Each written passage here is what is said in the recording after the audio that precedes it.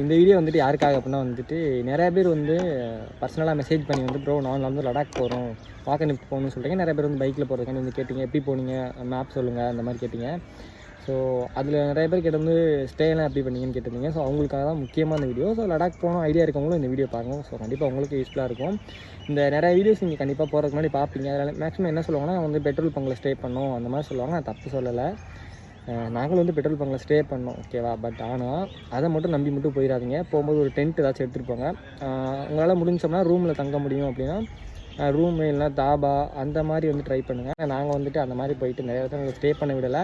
கிட்டத்தட்ட நைட்டு 2 மணி 2:30 3 மணிக்கெலாம் வந்துட்டு எப்படியாச்சும் ஸ்டே பண்ணிக்கலாம்னு சொல்லிட்டு ரொம்ப கெஞ்சி கதறிலாம் வந்துட்டு ஸ்டே பண்ணோம்.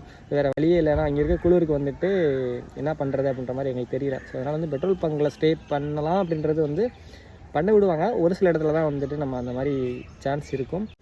தமிழ்நாட்டை பொறுத்த வரைக்கும் பிரச்சனை இல்லை. அங்கே போனதுக்கப்புறம் லாங்குவேஜ்